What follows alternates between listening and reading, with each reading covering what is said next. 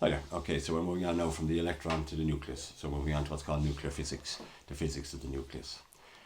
And you're ready for this because you're worried about the nucleus. Because when you did the nucleus in junior cycle, you were really worried because the nucleus you were drawing in those Bohr models was unstable. And therefore, if the nucleus is unstable, the atom is unstable, therefore the universe is unstable, and therefore you didn't exist. So that's the problem. Okay, so, and what was the problem? The problem was that in the nucleus we have neutrons, which we can ignore because they have no charge, and we have protons, which have plus charge. And we know that if you have plus charges, okay, if you have plus charges close to each other, they're going to repel.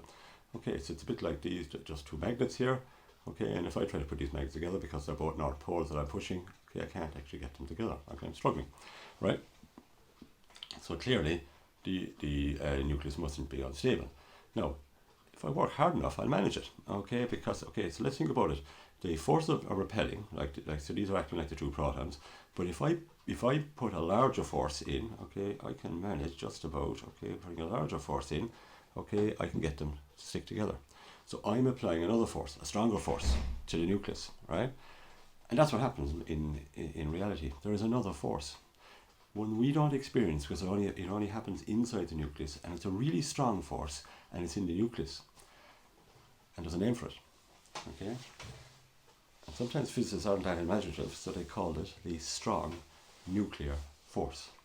So you have the force of repulsion due to the plus charges, and that's called the electromagnetic force. Now there are four forces in all.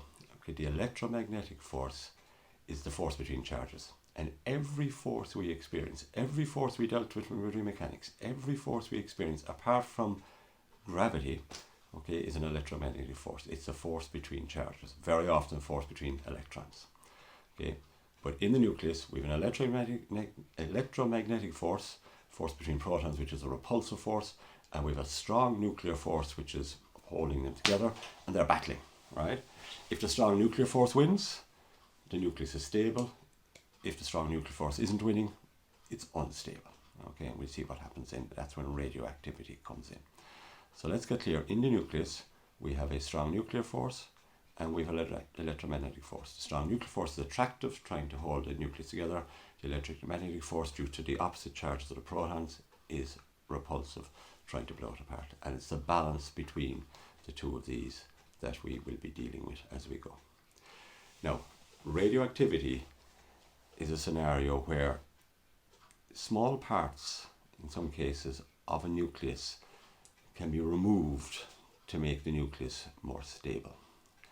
And there are three types of radioactivity, okay, and again, they weren't too imaginative with the names, okay, until Rutherford came up with these, or the first two anyhow.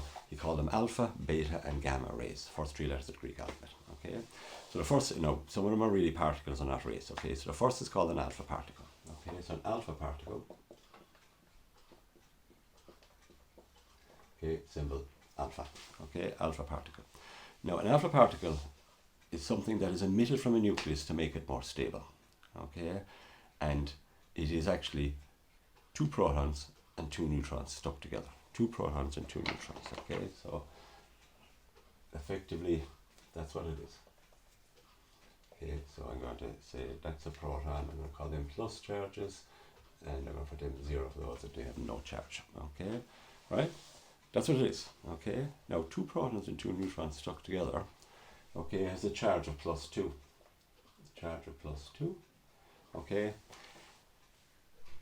And as we'll see in a minute, okay, and you know from your junior cert, okay, it's actually a helium nucleus, okay? Because if you look at this, okay, remember atomic numbers and mass numbers. Atomic number is the number of protons in a nucleus of an element. So in this case it would be 2. And the mass number was the number of protons and neutrons in the nucleus of the element. In this case it would be 4. And something with an atomic number of 2, as we'll see, is a helium. Okay, it has to be helium. It's got atomic number 2, it's helium. Now in this case it's the helium ion, okay, because there's no electrons, okay, but we can write it like that. So an alpha particle is a helium nucleus, okay, so they're alpha particles. Beta particles then are the second part, and these are really strange, okay, because beta particles are electrons that come from the nucleus, okay, electrons that come from the nucleus. So they're electrons, really small. Electrons are about 2,000 times smaller than a proton. Okay, electrons coming from the nucleus. Okay, right, charge -1. Right, and we'll see what symbol for that is in a minute, okay, or later on. We're not going to worry about it too much for the time being. Okay, and we'll come back to where they come from. Okay, it makes no sense to come from the nucleus. Electrons supposed to be spinning around the nucleus. Don't worry about it, okay? Something to think about for tomorrow, Wednesday. Okay, gamma rays are the third one, and they're actually gamma rays. Symbol, that's the symbol for gamma, okay, right? And gamma rays are actually photons, okay? So they're electromagnetic radiation. They're like X-rays, they're like ultraviolet, but they have more energy. So these are more energy again than X-rays, okay? Even more energetic than electrons. So high energy photons, okay? A photon, we looked at already, photons have no charge, so they're neutral, okay? And they have no atomic mass number, so we won't be worried about those for the time being. Okay, I'm going to write down the atomic mass number of the electron just for completeness. We'll come back to where this comes from. It looks bizarre. We'll come back to see where this comes from probably tomorrow. Okay, so we have E. Mass number is 0 because effectively, compared to a proton or neutron, it has almost no mass. Okay, it would be 1 over 2,000 rather than 1. So we call it 0. And the atomic number, we call it -1. Now, okay, we'll come back to that. We'll come back to that the next day. Okay, don't worry about it for the time being. Just put it up here at the moment for completeness. All right. So that's step 1. We have 3 types of radiation: alpha, beta, and gamma radiation. They are emitted from a nucleus to make the nucleus more stable, and they are the radioactive particles that you would have noticed from Marie Curie and so on in the movie that you watched over the weekend. Okay. Step 1. 3 types of radiation. Thanks, man.